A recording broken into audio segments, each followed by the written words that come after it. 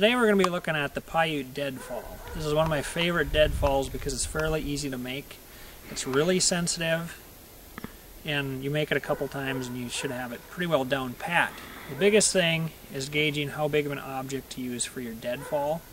Like if you're going to try to catch a rabbit's only a couple pounds, you want to basically have something that's 3 times the weight of whatever you're going to be catching.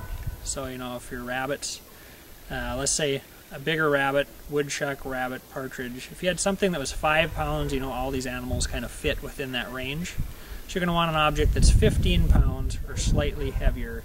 Because if you use something that's too big, you're going to tenderize, you're going to skin, and you're going to gut your animal all at once. And you don't want that, because then you end up with fecal matter in your meat. You just want to have something that's going to come down, crush the spine, the rib cage, and that's it. You don't want any more than that.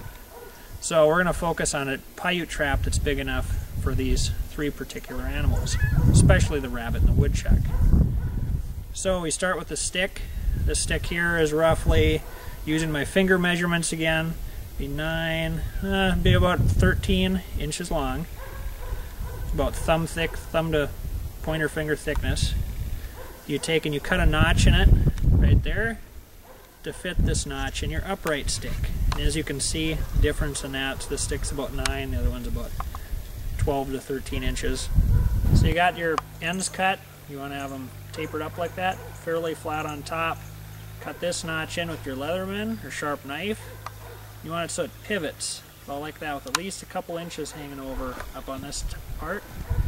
It ends up making like a figure 4.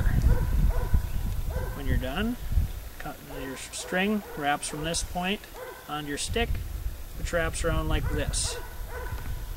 And if, you know, it happens to be more like this or more like this, really doesn't matter. But you want this stick, I usually put it over the top on a lot of them, but I've kind of found out, depending on what you're trapping, sometimes it works better underneath, sometimes over the top. So it's kind of personal preference. So in other words, you want to practice with this. You don't have to make a trap that squishes or crushes something. You can do practice stuff with your own animals. You can take a cardboard box, set it on here, so you can catch your own cat or dog, have fun with the kids. I used to do this out in Montana. We used to trap cats in the garage. We'd set the trap, we'd have a heavy box, and you could hear the cats get caught out there. It wouldn't hurt them at all, but it was just a good way to practice your trap making abilities. But today we're going to set this up just like I was going to be out trapping rabbits in the woods. And this time of year, popple sticks work great for bait. The rabbits like to run around, chew on the bark. So that's what we're going to use for bait on this set. But we're going to do a video just on how to know what kind of baits to use, and different methods of seeing for different types of the year, what type of bait, that sort of thing. But that's another video. Today we're just focusing on the Piaute trap.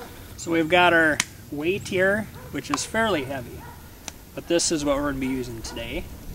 And I'll show you how to set this up, because it is kind of tricky to set this up while holding the weight and doing everything. You almost have to have somebody show you. And underneath our weight, we've got these sticks, so when the weight comes down on the animal, it has a solid surface to push the animal into. That's really important, because if you're in soft ground, it isn't going to kill the animal as quickly.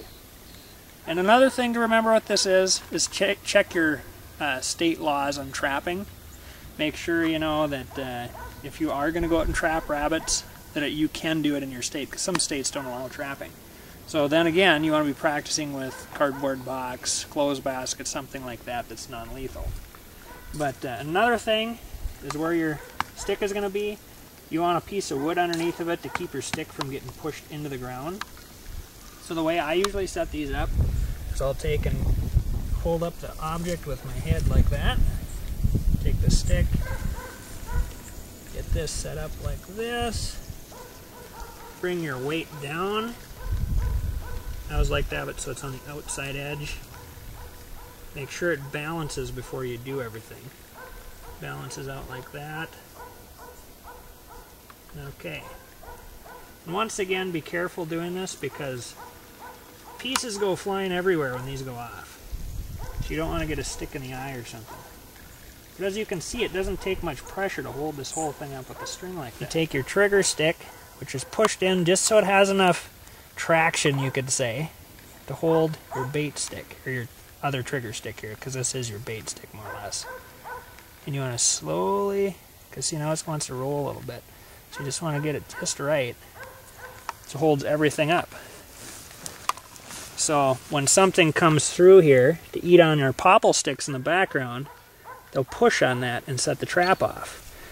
And you can see I've got a fence kind of around the back of the set so the animals can't come from the back side. And I would take a few more sticks, poke them in the ground, kind of make a fence along here, just to make it so they don't try to come across this way. They're forced through here. So it's kind of like a little gate, you could say, gateway to your trap. You have to come through. So okay, so here's our rabbit, let's say, comes through. You've got him. And that's how you make a Piaute Deadfall.